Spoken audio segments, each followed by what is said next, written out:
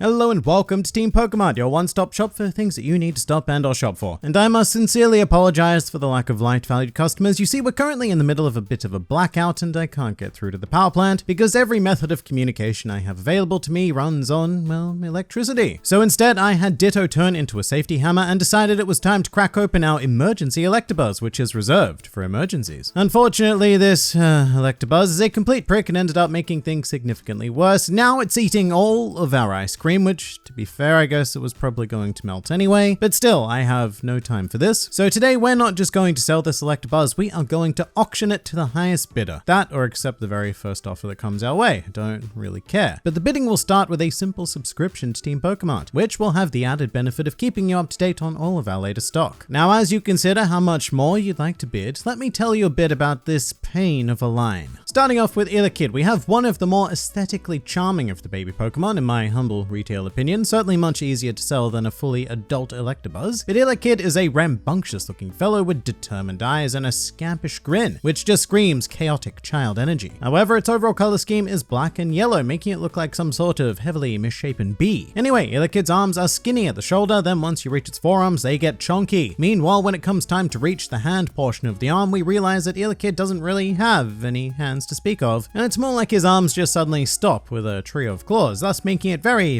difficult for Vidilla Kid to pick things up. Its little foot things are more or less simple ovals, which mimic its general bodily motif, and atop of its head are two prongs, which I think are akin to an American two-prong plug. I mean, all I can tell you is it's definitely not a British one, which has a girthy 3 prongs. And you know what, it actually makes me wonder what a missed opportunity it was that we never had a Galar regional variant of Vidilla Kid with a head matching the UK style plug. Then again, I'm Australian, so I don't care about any of this. Something you will see very often with Vidilla Kid is it whirling its arms around to generate electricity. However, as Vidilla Kid is a babby and prone to getting all tuckered out, it can only maintain a small charge at any given time. However, this entire concept becomes very controversial when examining Pokedex entries. For example, in Pokemon Emerald, the Pokedex states, if it touches metal and discharges the electricity it has stored in its body, an Vidilla Kid begins swinging its arms in circles to recharge itself. Seems fairly reasonable until we look at Diamond and Pearl, where the Pokedex says it generates electricity by whirling its arms. However, it can't store the energy it makes. I repeat, it cannot store the energy it makes. So if I understand this correctly, Vidilla Kid is able to discharge the energy stored despite not being able to store the energy it discharges. What is it that you do, you strange electrical bee creature? I don't understand. And this next image isn't going to help that either, because as a baby Pokemon, Vidilla Kid needs to be nurtured and fed. However, this baby does not drink from a conventional bottle. No. Vidilla Kid will treat electrical outlets as its own personal bottles, suckling that juicy electricity right out of the wall. It is a truly bizarre and disturbing sight. Meanwhile, if you find a thunderstorm rolling in, always ensure that you let your Vidilla Kid out for some rewarding playtime, because Vidilla Kid love thunderstorms and will joyfully frolic in the rain as the sky lights up with some of the most vicious of lightning strikes. It's wonderful though, as Vidilla Kid's mood is greatly improved just by being out in the storm, as if it's the equivalent of an Vidilla Kid in a candy store. But eventually, as with all children, Vidilla Kid will grow up, and once it becomes a 30-year-old millennial, likely still living with its parents, it will evolve and move on to the next member of this line, being the glorious ELECTABUZZ. I mean, I say glorious, but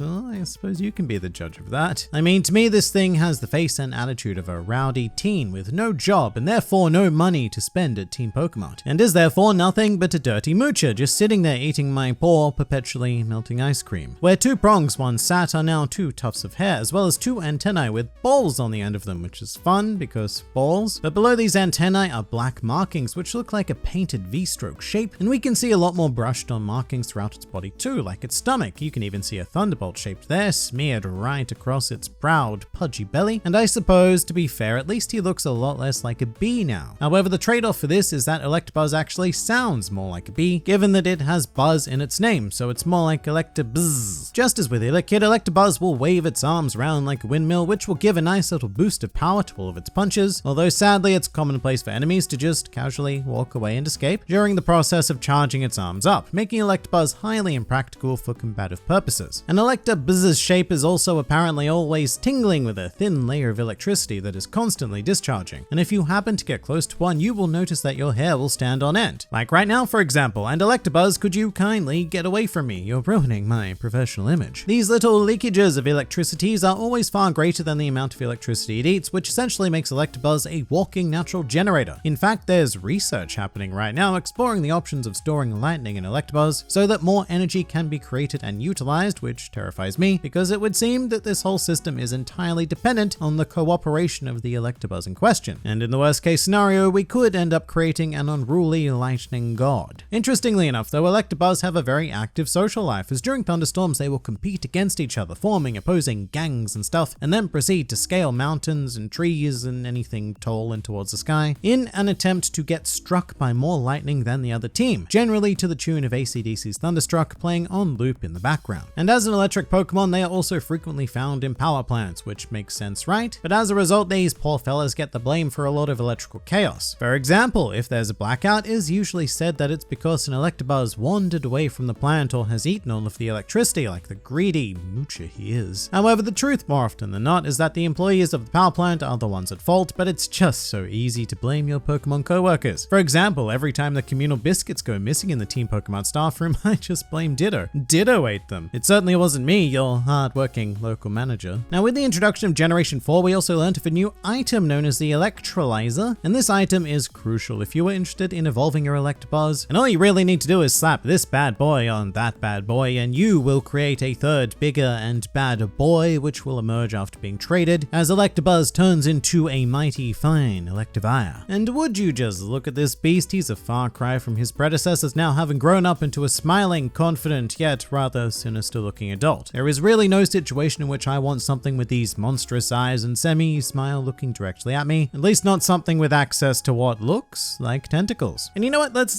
just stop and talk about those for a second, because I get that these two tails are meant to mimic exposed wires, but whoever decided it was a great idea to give them a red tip has forever and ever and ever cursed this Pokemon. With that said, these tailed tentacles are pretty key to Electivire's brutal attacks, as it will push the tips of the cable tails into a target, and if you've ever accidentally touched an exposed wire, then you should be well aware that this is unlikely to end well. Electivire will then unleash 20,000 volts of power units, essentially electrocuting a poor unsuspecting foe, assumedly at a dangerous level of current, because voltage alone is more or less meaningless. Fun fact though, Electivire has the power to create and provide enough electricity to power an entire city for a whole year, which is pure insanity, but on the bright side, then in theory it should be entirely free because Pokemon do not need to be paid for their work. Isn't that right, Ditto? Anyway, Electivire is noticeably more hairy with a rugged coat of static all over it, and as we can see, it's also regained its Silicate style arms as well as lost its Electabuzz style hands, once again featuring just fingers spawning from arm stumps. So in this case, we have a quite literal 1 step forward, 2 steps back style of scenario. Hurrah! And now it's time for the part of the video where we go through some well-known trainers who utilize this Pokemon's shocking moves in battle. And firstly, Vermilion City's leader, Lieutenant Surge, had an Electabuzz in gold and silver when you revisit the Kanto region. This Electabuzz was frequently seen on his team afterwards in other game appearances, up until his Heart Gold and Soul Silver rematch, where he reveals his newly evolved Electivire. Meanwhile, Morville City's gym leader Watson, who has one of the best type-related names, I have to say, featured an Electabuzz on his party in Pokemon Emeralds, though you only got to see it in his 4th rematch onwards, meaning that Electabuzz was not his 1st, 2nd, 3rd, or even 4th choice for putting a team together, which very much highlights the distinct lack of popularity within this line. Although there's always one weirdo, isn't there? Because stepping away from the mainline games for a second, I want to give a quick shout out to Voldon, a Colosseum leader in Pokemon Battle Revolution. Not only does he wear the most embarrassing yet somehow incredible Electivire-inspired outfit, but he also features all 3 Pokemon in this line on his team at one stage or another, making him undoubtedly the world's most prominent Electophile. Some more fun facts about the Electabuzz line. Both Vidilla Kid and Electabuzz are titled the Electric Pokemon, which is also the title given to Zapdos and is one of the most generic titles possible. Although to be fair, with a creature like Electabuzz, it is really hard to think of a fitting descriptive title. Perhaps the Electric Mess Pokemon. Electivire, however, is slightly different as its title is the Thunderbolt Pokemon, although that title is also unfortunately shared with Zebstrika. Within this line, Electabuzz is the only member not to have a design element which resembles an AC power unit. Vidilla Kid's head obviously resembles a power plug, and Electivire has the tentacle cables on its back. And you know what, I suppose Electabuzz could resemble DC power, you know, a chonky looking ancient battery of some kind. Electabuzz and Magma are seen as counterparts, both introduced in Generation 1, both receiving a baby evolution in Generation 2, and both receiving an unnecessary, big, chunky, weird evolution that requires trading whilst holding a special item, oh, that's a lot to say, in Generation 4. Furthermore, one sports dual penile-shaped tentacles and the other wields a mighty pair of head breasts, so they are a perfect match for one another. As with other Generation 1 Pokemon, Electabuzz is based off a creature of Japanese folklore, this time being the Oni, which means troll or monster, or in certain cases demon. Meanwhile, Elector Ayah may be based on either a gorilla or a yeti, or even a combination, a Goretti, if you will. And finally, a truly useless fact, Electabuzz, in a shocking abomination of nature, was presented to have an extra finger on both of its hands in Pokemon Stadium 1 and 2, meaning that here it has 5 fingers and 1 thumb. And look, I'll be honest, I was really